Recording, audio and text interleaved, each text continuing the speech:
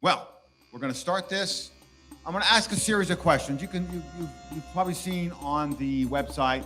This is claims, facts, problems within Islam. And I've just kind of jotted down some notes. I'm going to ask our panel members.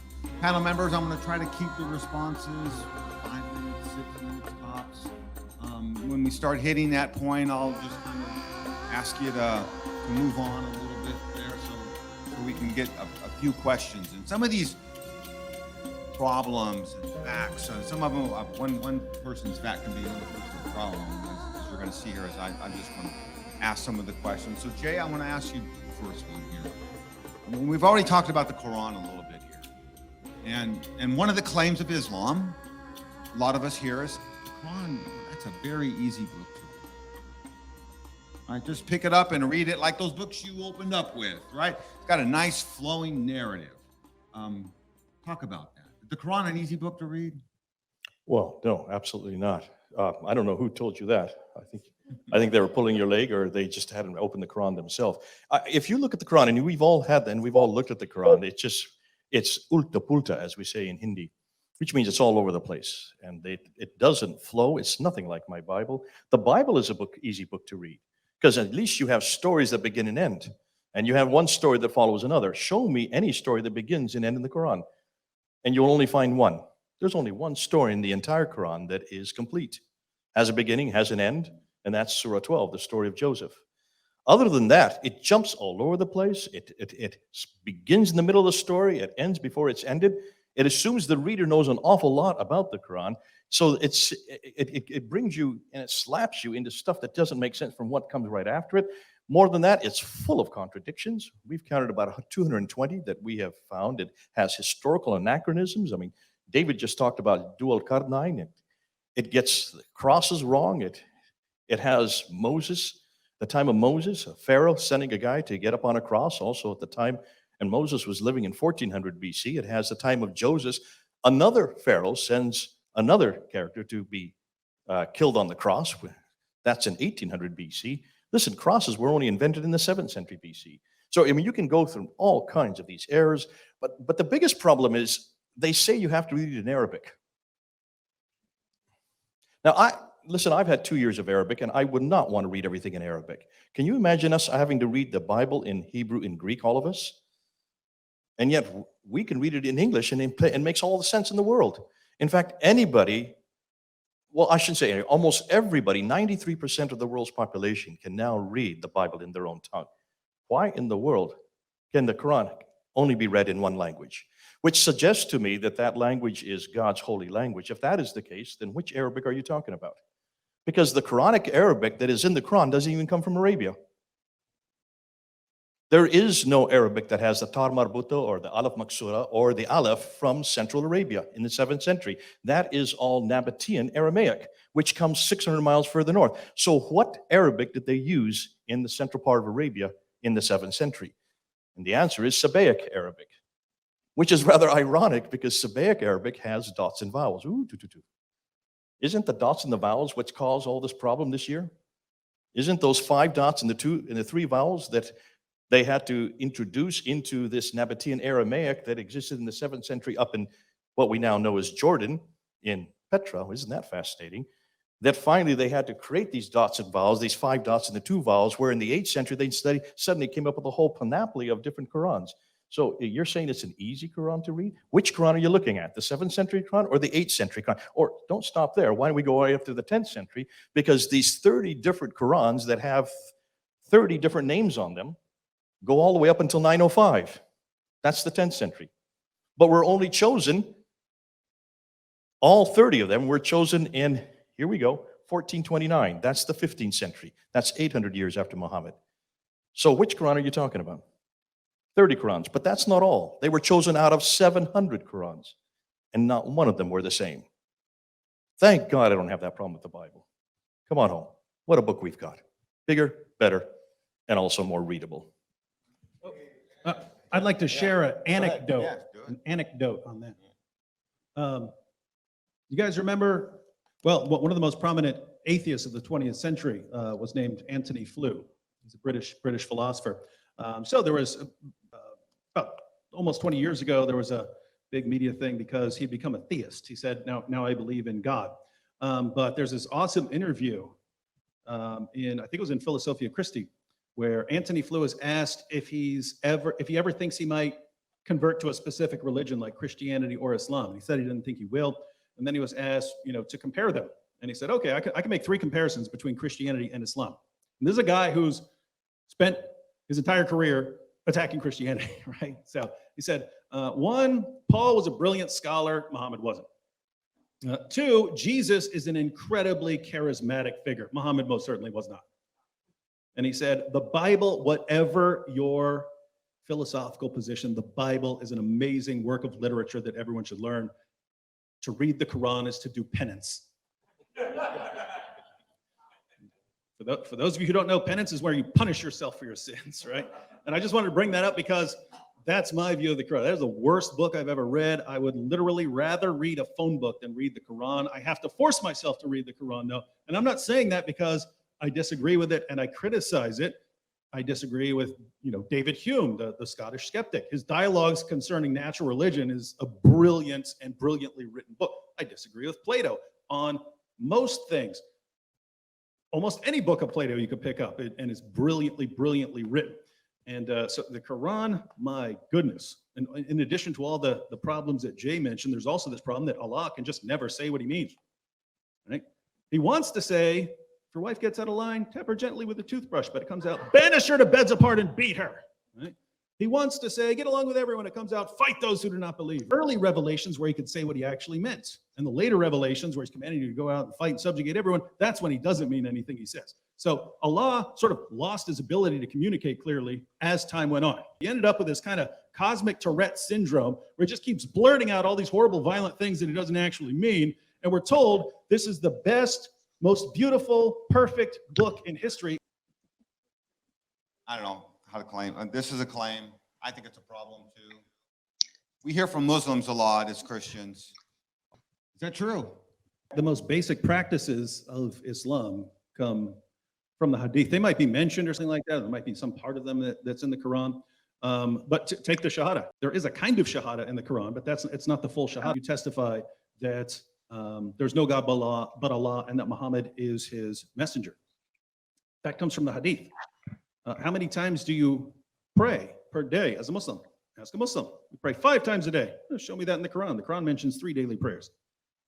The five prayers a day, that comes from the Hadith.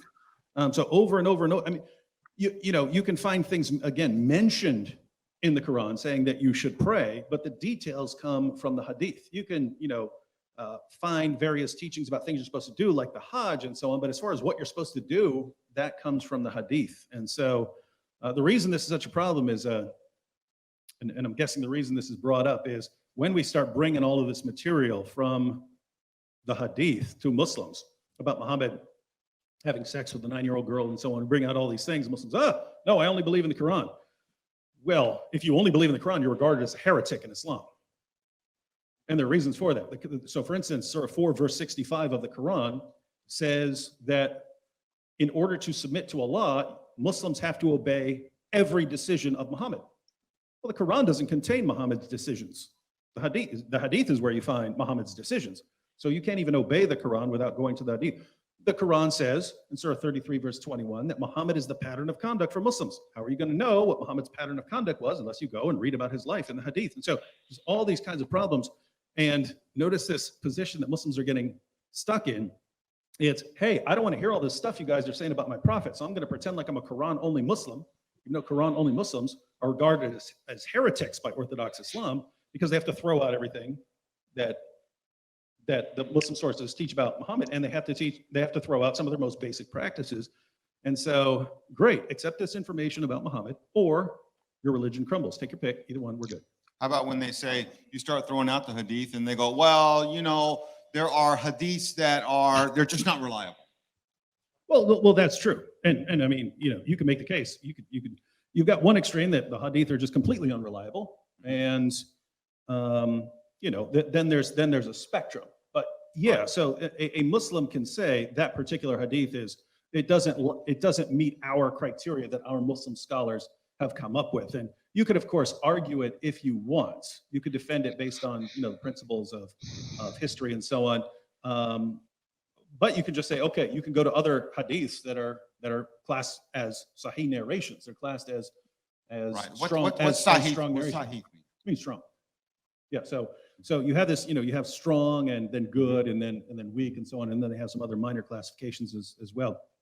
But I want to say this though. Generally, when a Muslim says weak hadith, he has no idea the grade. He's just, I don't like that hadith, and so I'm calling it weak, hoping that you won't know enough to go look it up. But it's basically you're generally pretty good to go if you're quoting Sahih al-Bukhari or Sahih Muslim. And as far as their other main collections, so Sunan Abu Dawud, Jami' at-Tirmidhi, Sunan an-Nasai, Sunan Ibn Majah, in the English translations put out by Darul Salam, they come with the grade right there.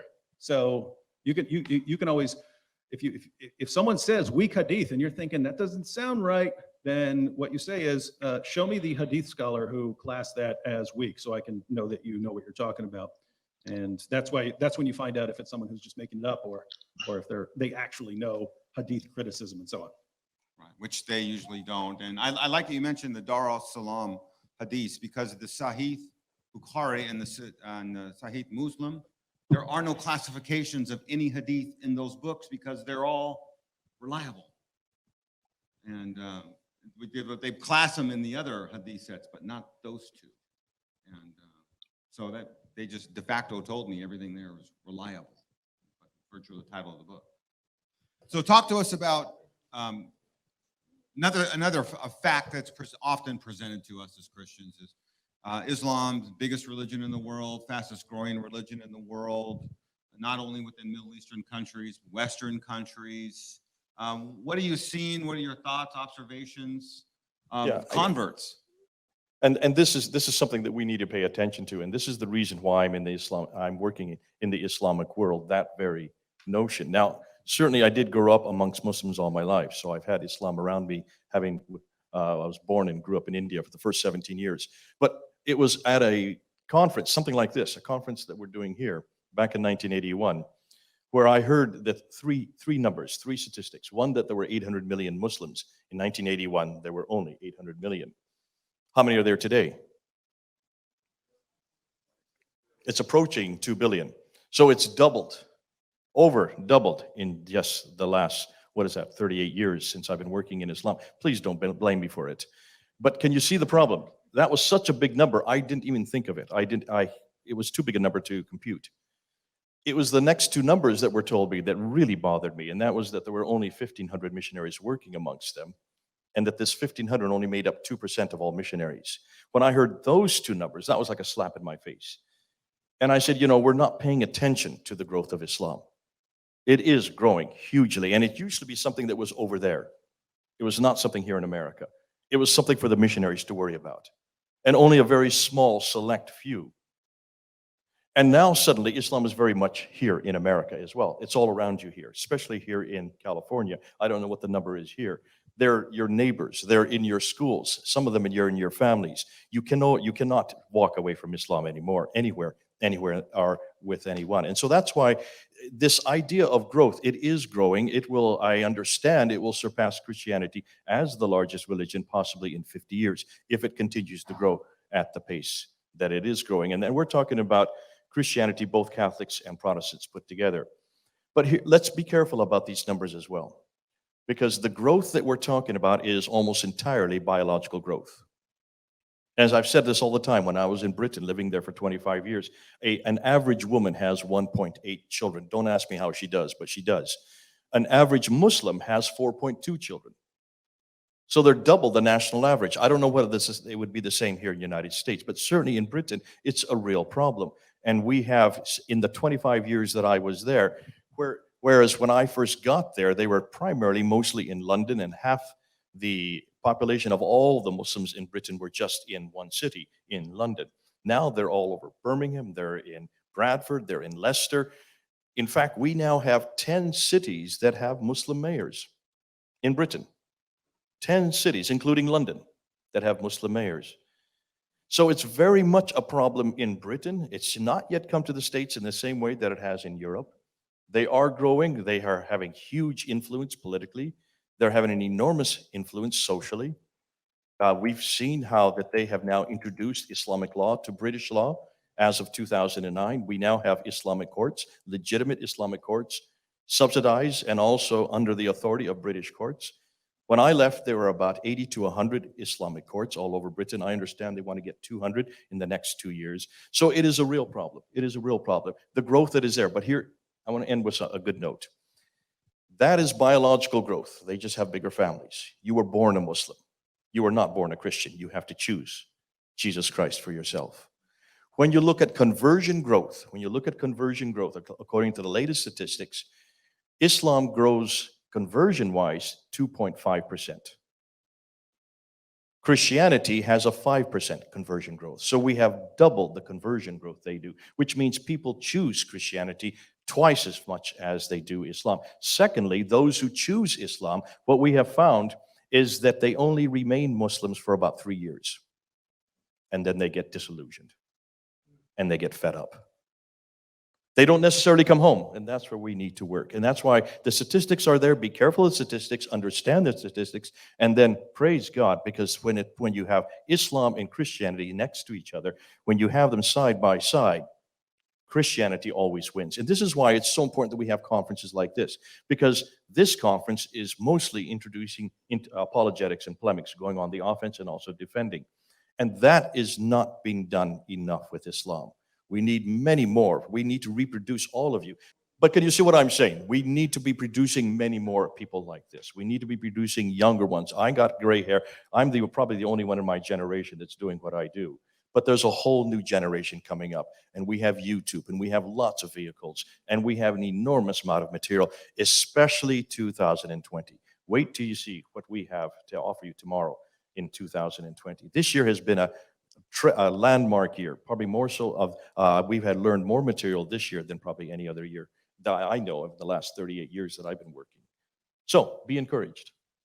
I wanted to add one comment on the growth of Islam, because it's another situation where Muslim leaders give their guide this argument to go out and share, and it seems like when every other argument fails, then they come back with, but Islam's the fastest growing religion. This somehow shows it's true, so the rate of growth of something shows that it's true. I guess coronavirus is the truest thing ever. Anyway, the same study that said that Islam was the fastest growing religion said, because you wondered if it was true in other areas, but yeah, it said everywhere they have data on, Islam has the highest birth rates. Muslims have the highest birth rates, but that same study also said it's biological, right? It's due to birth rates. And here's what's interesting. You've got this argument that Muslims are encouraged to use. Islam is the true religion. It's the fastest growing religion. Notice if we said we're the biggest religion, does that mean it's true? No, it has nothing to do with whether it's true. And if something tomorrow if Mormonism became the fastest growing religion tomorrow, you ask a Muslim, does that mean that Mormonism is true? That has nothing to do with it's true. What about when Islam's the fastest? Yes, that proves that it's true. And so you have this kind of shifting criteria of what makes a religion true. But here's what's interesting. Muslims really seem to think when they're out saying Islam is the fastest growing religion, they seem to think that it's based on conversions. That's what they think. Everyone's converting to it because they know it's true. When, as Jay pointed out, it's birth rates. But here's what's interesting. If you start investigating why Islam has the highest birth rates, and you start going country by country, you start finding out it has a lot to do with Islam's impact on women, where, it varies from place to place, but in lots of places, women are not encouraged to get an education, to go out and get a career. Girls are married off at a young age. And so basically, you take a place like America where, a girl goes through school, some of them go off to college, some of them start their career, and by maybe 25 or 28 or something like that, they start thinking about having their first kid. Whereas, a girl who was married off at 12 or 13 in Afghanistan is on kid 6 or 7 by then. That's why Islam is the fastest growing religion according to birth rates, the impact it has on women, turning them into baby making machines who have nothing else to do in life except start reproducing. And so if Muslims wanted to state the argument accurately in its fullness, they wouldn't say Islam's the fastest growing religion, so it must be true. It would have to be Islam has such a horrible impact on women and gives them so few opportunities that they have nothing to do apart from making babies. And because of that, it has the highest birth rates, and so it's growing rapidly, and it must be true. And that would be a very strange argument. I think I'd like to debate that one. All right. So speaking of debates, if Islam is so true, I imagine that you have Zakir Naik and a host of others just knocking on your door, wanting to debate you and just absolutely ruin you. But we don't see that happen, do we? I mean, I don't here in this ministry. We have a heck of a time getting Muslims to debate. Why? Is there any debater in this room who has not challenged Zakir Naik to debate? Everyone has. Zakir Naik debated William Campbell, and he debated some pastor that I'd never heard of, right? And he may have debated some Indian, but years ago, when I was getting started, I said, "Oh, Zakir Naik is the guy that Muslims are all claiming is the greatest debater." And I saw on eBay the Zakir Naik debate collection. I was like, cool, I'll get that. So it was all these DVDs, and I got them, and there were 2 debates and a bunch of lectures. And so it was those 2 debates. So I've never seen him debate. I assume he's debated some, Hindu or something like that. But notice, a guy debated 2 Christians a couple decades ago. He picked those debates because he knew that in the case of Campbell, he could overpower him with rhetoric, and pick the other guy because he knew the guy knew nothing about Islam. And so think about this. Muslims recognize him as their champion debater because he did such a great job. Well, in the meantime, every Christian apologist and debater for the past decade and a half has been challenging Zakir Naik. Hey, why don't you face one actual Christian debater in your career if you're going to be named the champion debater? And he won't go near that. Nope, he says, nope, you're beneath me. You're not good enough to face me. Well, how do we know? You haven't faced one actual debater in your entire career. But think about how brilliant this is, right? Because your average Muslim in let's say India, they don't know the difference. So we took down your champion, right? And notice we could do that, right? We could do the same thing. We could find someone who just isn't very skilled debater or doesn't know anything about Christianity and run circles around them and then go around proclaiming ourselves as the truth. But no, I mean, I don't know a Christian debater who deals with Islam who's not challenged Zakir Naik and a bunch of others, but all have been turned down. Okay. We heard earlier from our sister when she was giving her testimony, and this is, something that I've been thinking of. Some of us, we've been challenged by. Islam will say Christianity is so confusing. You've got the Presbyterians and the Baptists, and you got this and you got that, and you all just don't get along, and you're all so different. Just absolute a bundle of confusion. So, of course, they don't have any sex within Islam. Do they? They don't have sex in Islam? Nah, you know what I mean. So talk to us about the variety of Muslims we may run into, and even how to handle that argument. Yeah, I think that this is a fascinating one. They only talk about the 2 sects, just so I don't get tongue-tied on that. They only have the Shiites and the Sunnis, and you can see that you can ask many Muslims this very question, and they will stop and think, and they'll say, "Oh yeah, that's right." If you even just go one mosque from another, you'll find that they have many different sects.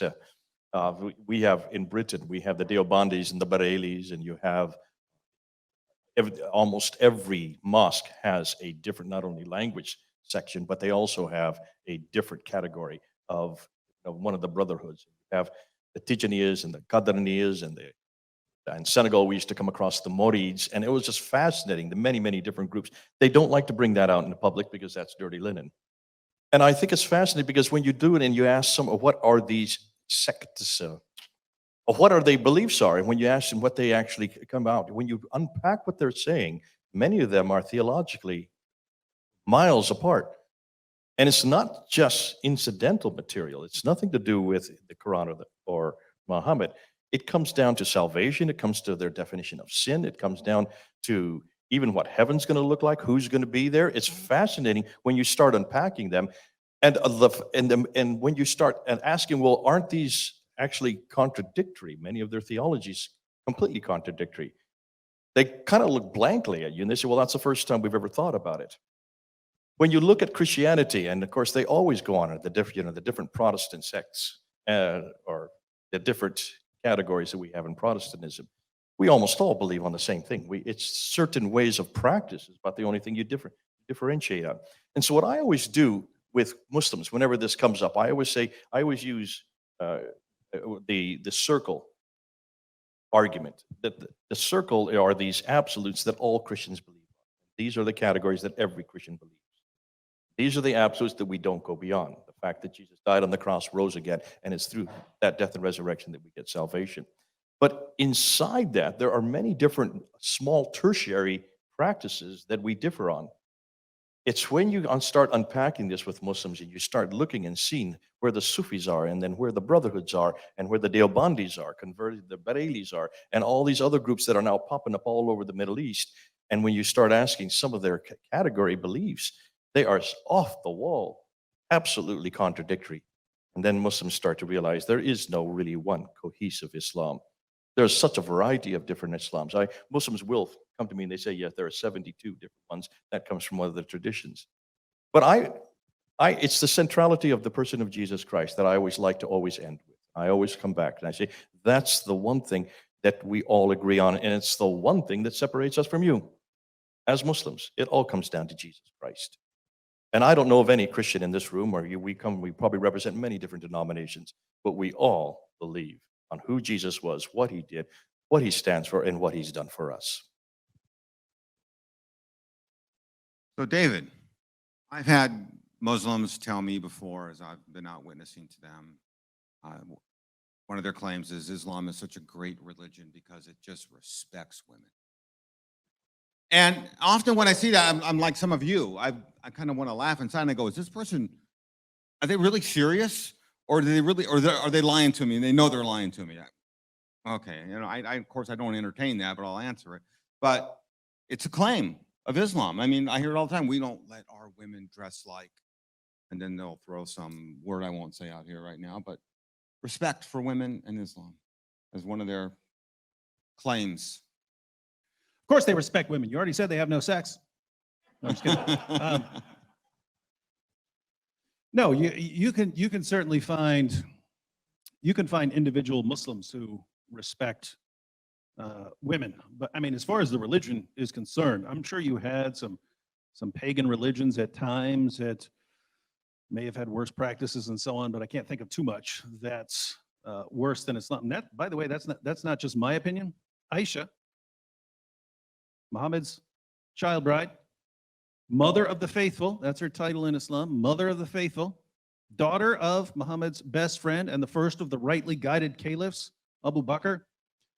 She was once approached by a woman whose skin had been turned green by her husband beating her. Woman came to Aisha, hey, look at what my husband's doing to me. Aisha said, don't worry, we'll go to Muhammad about this. Aisha walks into Muhammad and says, I have not seen any woman suffering as much as the believing women. Her skin is greener than her clothes. The woman was wearing a green dress.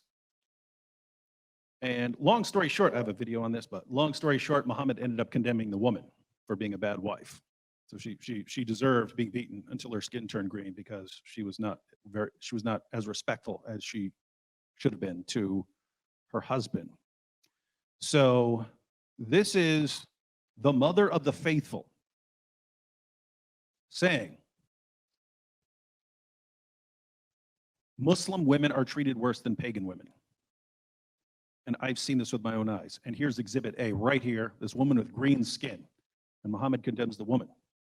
So, I mean, think about that, because you'll have people today, Islam respects women. Well, according to the woman who learned what Islam does, the impact it has on women, who learned it when it was being revealed from Muhammad himself, Muslim women had it worse than pagan women. And you can go through and see why. The wife beating and raping your female captives, and you can hire prostitutes in Islam, all kinds of things. But child marriage, not just from the pattern of Muhammad, but because it's laid down in the Quran that you can marry, have sex with, and then divorce a girl all before she has reached the age of puberty. Horrible, horrible, horrible thing. And I can't imagine anything in the world today having a worse impact on women than Islam. In fact, there's statistics to back that up. Every organization that has done a global study on women in various countries in terms of the rights they have, the rate of child marriage, whether how far they get in their education or careers and so on. Whatever study you go to, you'll find 11 of the 12 worst places in the world to be a woman are Muslim majority countries. 18 out of 20 of the worst places in the world to be a woman are Muslim majority countries. And so you've got the teachings, you can read them off a page. If someone says, oh no, you're misinterpreting all of those, well, it seems like a lot of people are misinterpreting them in exactly the same way I am, because that's the impact we've seen all around the world. Jay, I want to, if you could compare and contrast two things for me. A Muslim who, whether converted or is born into a Middle Eastern family here in a Western nation, Great Britain, America, Australia, etc., and a Muslim that you and I might run into in a Middle Eastern country. So I'm asking, is a Muslim born and raised in a Western country different from a Muslim who's going to come from a Middle Eastern country, and if so, how? Yeah, I hear what you're saying. It's a new one. I think what you're going to find, just from my own experience, those who come from a Middle Eastern country do not have the freedoms, a lot of the freedoms that they have in the West, and so they're not going to be as objective in their analysis. We saw this at Speaker's Corner. Almost every Sunday that we were there, we'd have hordes of Muslims coming in from many, many different countries. And we could pretty much delineate within the first 2 minutes who we're talking to. We didn't even have to ask them. Sometimes you could look at them and see where they came from, but you could tell just by the type of logic they had, the type of categories they would use, whether or not they had been brought up in a non-Western country. And it was fascinating to me. The only ones that I had a difficulty with were from the Indian subcontinent. For the ones from the Indian subcontinent, they, by virtue of the fact that they grew up in an educational system that spoke English, they were light years ahead of everybody, all the rest of the world, the Islamic world. But what was fascinating, if you were talking to somebody from the Arab world, a Muslim from the Arab world, you knew you were going to go around in circles. It was what we call the cyclical form of argumentation. A prime example, what and how is it that Muhammad is authoritative? Well, because the Quran says so. Okay, and so where does the Quran get its authority? From Muhammad. Okay, so where does Muhammad get it from? The Quran? And it just kind of goes in this cyclical type of, they can't step outside of that. They've never really thought through that there is a problem with that argument. You talk to somebody who's from Turkey, and you pretty much have to define what they're to believe before you can even talk to them, because they know diddly squat about their own religion. They just know they're Muslims. You talk to somebody from North Africa, all these French speakers, and you pretty well know that you're going to get into a political discussion, nothing theological. In fact, notice, Libby, you'll never get into a theological discussion with Arabs or anybody from the Middle East. You'll never get into a theological discussion with anybody from the North Africa. The theological discussions were almost uniquely Pakistanis, Indians, and Bangladeshis. And I was, having grown up in that part of the world, for me, it just was matter of fact that I said, what has happened to the rest of the Muslim world? How come they aren't able to even take on, or haven't they able to take on any of these categories? And stop and think through, who are the best debaters in the Muslim world today? Are any of them from the Arab-speaking world? Can you name me one? Dr. Jamal Badawi, that's it. But he did all his work in English there in Halifax in Canada. All the other best debaters, Zakir Naik, Bombay, Ahmad Didat, yes, he did his work in South Africa, but he's from Gujarat. Shabir Ali comes from Indian background. Adnan Rashid, Pakistan. Mansoor Ahmad, Bangladesh. These guys and gals, they all come from the Indian subcontinent, and they all speak eloquent English, and they all are able to confront us theologically. And that's why when you stop and look at them, they are all attacking Christianity.